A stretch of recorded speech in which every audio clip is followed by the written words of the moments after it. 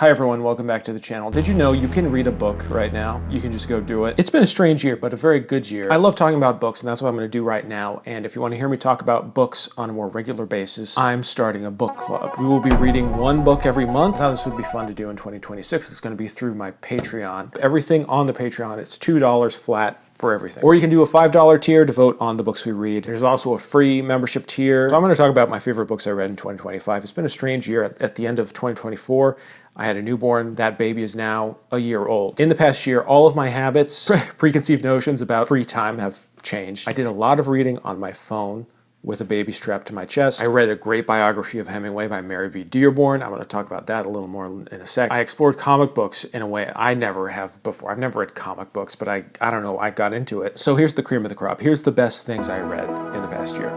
James Ellroy is one of the most beloved and legendary noir crime fiction writers of all time. The Black Dahlia. I mean, this is his LA Quartet. These are probably his four most famous and well-liked books. And I read the first one in the series, which is The Black Dahlia. His books are also like historical fiction in a way because they're set in the past. This is set right after World War II, and it is about a real murder case, a very famous murder case of Elizabeth Short. Plays with the facts somewhat and definitely strays from what actually happened in a very postmodern way, but the writing is brilliant. You know, it's up there with Raymond Chandler. It's up there with Dashiell Hammett. I mean, it's electric. Don't go into this expecting characters you're going to like, compelling characters, but deeply flawed, very realistic portrayals of cops and detectives of the era. There's a big section before the murder actually happens, which is very unusual and strays from the typical setup of a crime novel. Developing these characters, description of a boxing match, and the way it's written, it's so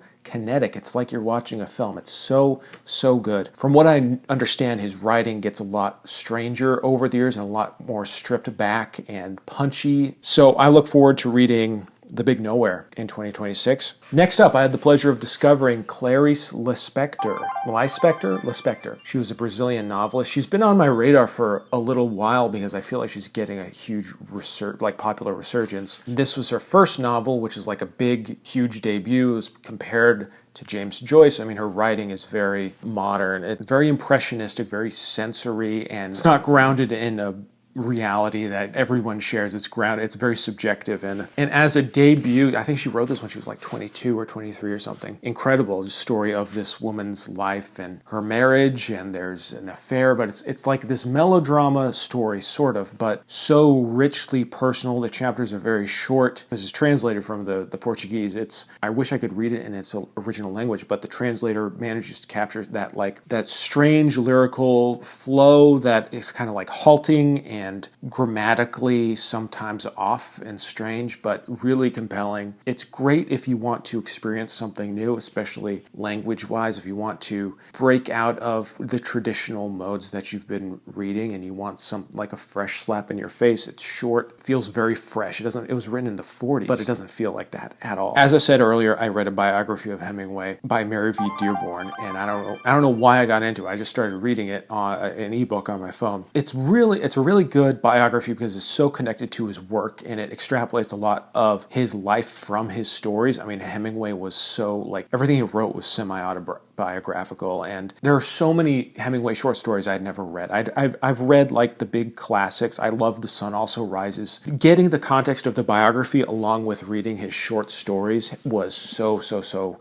fun. Now, I didn't actually read through all of his short stories in this collection. This is like his complete compendium of all of his short stories, but I read through like his earliest stories, probably up into the 1940s. You know, his most iconic stories, The Short Happy Life of Francis Macumber, The Snows of Kilimanjaro. I mean, there are so many opinions on Hemingway's work and when it went bad or what's the best period, blah, blah, blah. I think there's a general consensus that his short stories are fantastic, especially his early stories, which they are. I mean, The Big Two-Hearted River was very memorable. The clarity of his language is so refreshing. Take for granted how much and how influential Hemingway was on everything and on all like 20th century writers. It's really sad reading about his self-destructive tendencies, not mentally well, you know, and he had a lot of very bad traits, but he was a deeply charismatic person. People gravitated towards him. He had so many friends that he cultivated over the years that he ends up stabbing in the back. There was one situation where F. Scott Fitzgerald helps Hemingway out to get his book published. Hemingway would never forgive the kindness that was shown to him. He always resented people for doing something good for him. It's so bizarre and it's so sad. Whenever someone gave him something or gave him a chance or a leg up, he always found a way to be like, I didn't actually need you. I could do it all on my own. He just becomes increasingly more eccentric as you read the biography, and tracing his political life is also very interesting. His involvement in the Spanish Civil War. Reading that along with the stories, it just opened a whole new world to me. I was just learning not just about Hemingway, but about like the 20th century, about history. Next on the list, I got really into comic books this year. I think I read Watchmen when I was young, and that was it. I want to make a video specifically about my dive into comic books, and hopefully that'll come out later this year. But Kingdom Come by Mark Waid and Alex Ross. Alex Ross is so fucking good. These DC compact editions are kind of new, I think, but they're like super cheap. They have like a great catalog in these DC compact editions. However, having read this now, I wish I had gotten like a really big glossy version of this book because the art is incredible. I mean, it doesn't look like anything I've seen in a comic book before. It's like incredibly detailed, realistic watercolor paintings. And the story is about like a big closing chapter for DC characters. The new superheroes are not as good, There's too many superheroes and they all suck and they don't have our noble values and view of society, so we need Superman to really show them how to be good guys again. It is kind of silly. I mean, there are parts of it that are like deeply heartfelt and sincere. Where's the kindness and goodness in people that these heroes used to represent? So more than anything, I love the art in this. Next up, I have to mention my guy, Lawrence Block. I continued the Matthew Scudder series. This is a classic private detective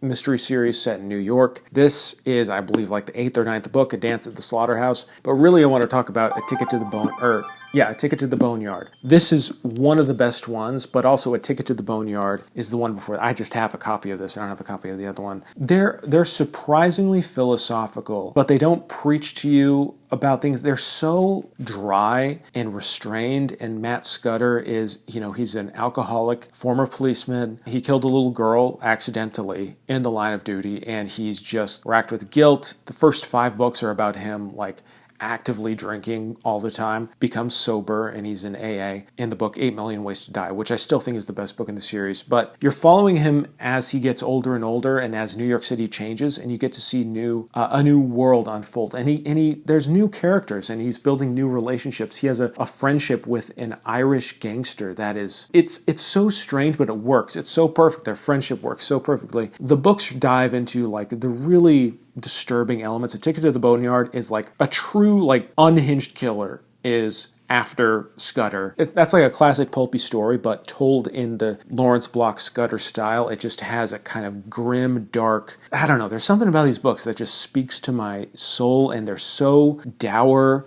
and cynical, but that's just what makes them powerful. And his style is like no style in a way. It's so stripped back, but there's that dark humor. Lawrence Block is such a great writer, truly. Do yourself a favor, just read the first one, or you could read them out of order, of course, but read The Sins of the Fathers. And finally, to close this out, one of my favorite movies of the year is called No Other Choices, directed by Park Chan-wook. Dark and funny story about a man who was laid off and is trying to get a job.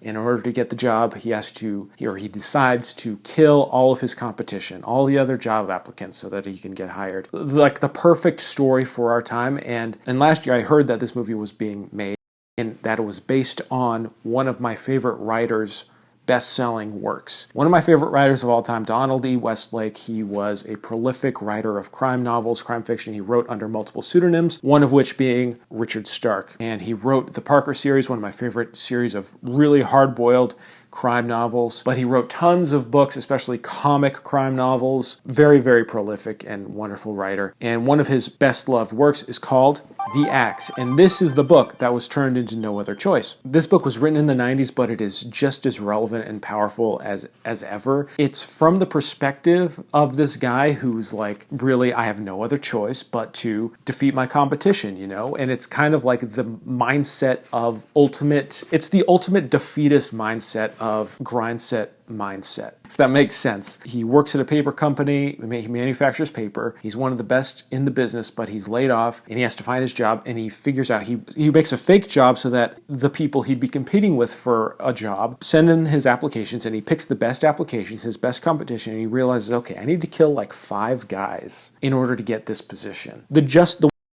it because he narrates the story. The way he justifies it is so upsetting but so real, and the level of violence escalates. I mean, he has like an easier time killing someone earlier in the story, but it just builds and builds and gets more gruesome. And what it comes down to is the CEOs and the stockholders who put them there are the enemy, but they are not the problem. They are society's problem, but they are not my personal problem.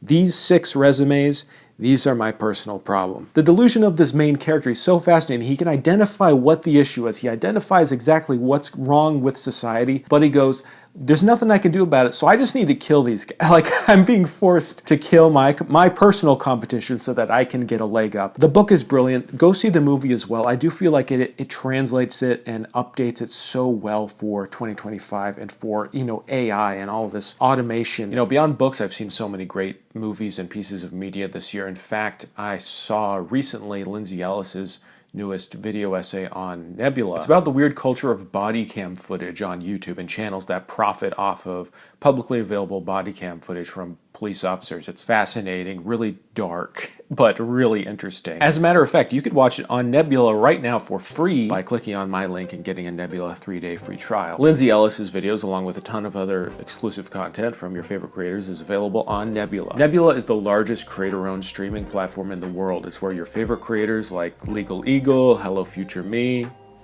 create exciting new content. A lot of you guys joke that you get your news from my stupid videos, but you can get actually good news from real channels on Nebula. These days, instead of browsing Netflix for hours, I just pull up Nebula and I can find something to watch in like 2 seconds. If you sign up using my link at go.nebula.tv/mancarryingthing, or use the link below, you can get a 3-day free trial of Nebula and get Nebula for 50% off, which is $30 a year or $250 a month. You can also get a monthly plan for $6 a month or a lifetime plan for $300, which usually costs $500. And for those of you that want to share everything Nebula has to offer with your family and friends, Nebula is now offering monthly, annual, and lifetime gift cards. Use the link gift.nebula.tv/mancarryingthing to give a month of Nebula to a friend for just $6, a year for $30, or a lifetime membership for $300, which without my link costs $500. Thank you for watching, everyone. Very excited for the new year, and happy reading.